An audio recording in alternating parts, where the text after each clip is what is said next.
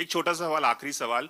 कंगना, अभी हाल ही में किच्चा सुदीप जो कन्नड़ के बहुत बड़े सुपरस्टार हैं, उन्होंने हिंदी फिल्म उन्होंने कमेंट किया था कि साउथ की फिल्में अब टेक ओवर कर रही हैं, बहुत चल रही हैं, और हिंदी एक नेशनल लैंग्वेज नहीं है, जिस पे अजय देवगन ने कमेंट किया था, बहुत बड़ी कंट्रोवर्सी हो गई उस पर, पॉलिटिकल मामला भी हो गया। इस पर आप क्या इस कंट्रोवर्सी को किस तरह से देखती हैं, और हिंदी और साउथ का जो एक झगड़ा निर्माण हो रहा है, एक विवाद हो गया, उसको किस तरह से देखती हैं आप?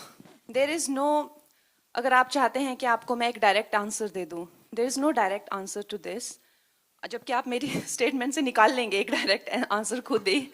But if you can give me 2 minutes, then I can give you my thoughts on this subject.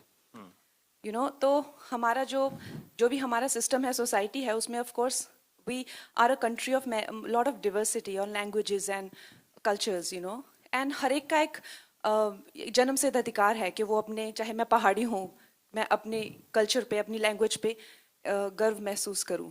लेकिन हमारा जैसे देश है, to make it one unit, हमें कोई तो थ्रेड चाहिए ना, to run through it, right? अगर हमें कॉन्स्टिट्यूशन को कहा जाए, अगर हमें कॉन्स्टिट्यूशन का सम्मान करना है, तो जब इन लोगों ने बनाई तो हिंदी को राष्ट्रभाषा बनाया।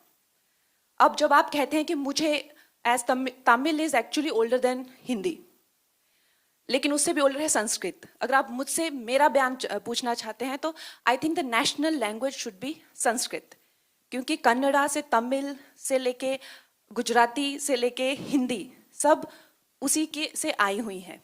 तो संस्कृत को ना लेके हिंदी को क्यों बनाया, उसका जवाब मेरे पास नहीं है, राइट? वो उस टाइम के लिए हुए डिसीजंस हैं। लेकिन जब खालिस्तान की मांग होती है, जो वो कहते हैं कि हम हिंदी को नहीं मानते हैं, तो जब युवाओं को भटकाया जाता है, it's not about that, they are denying the constitution, you understand that? तो जब आप कहते हैं कि मुझे तमिल, वो तमिल का भी मूवमेंट हुआ था, they wanted a separate nation, जब आप कहते हैं बंगाल रिपब्लिक की मांग करते हैं और कहते हैं कि I don't consider Hindi as a language, then you are not denying Hindi, what you are denying is Delhi being the centre of the government, understand? So इस चीज के बहुत ज्यादा लेयर्स हैं। तो जब आप इस चीज पे बात करते हैं, तो आपको इन सब लेयर्स का अंदाजा होना चाहिए। तो जब आप हिंदी को डिनाई करते हैं, तो जो भी हमारा कॉन्स्टिट्यूशन है, दिल्ली की सरकार को आप डिनाई कर रहे हैं, राइट? एम आई राइट और रॉन्ग? आप दिल्ली को नहीं मानते, क्योंकि हमारा संविधान, चाहे सुप्रीम कोर्ट हो, चाहे किसी तरह के एक्ट बने, चाहे दिल्ली में जो भी सरकार करती है वो हिंदी में ही करती है ना।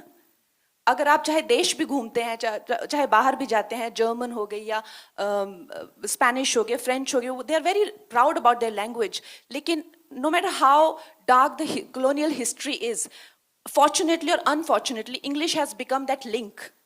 Today, even within the country, we are using English as the link to communicate. Should that be the link, or should Hindi or Sanskrit be that link? Or Tamil? We have to decide that. We have to take that call. So keeping all these in mind, a decisive call should be taken. As of now, Hindi संविधान में हिंदी राष्ट्रभाषा है। तो जो अजय देवगन जी ने कहा कि हिंदी राष्ट्रभाषा है, तो उन्होंने वो गलत नहीं कहा। अगर आप मेरी पूरी बात का निचोड़ सिर्फ यही सुनेंगे, तो वो आपकी कमी है। लेकिन अगर कोई ये कहता है कि Kannada is older than Hindi and so is Tamil, तो वो भी गलत नहीं कह रहे हैं।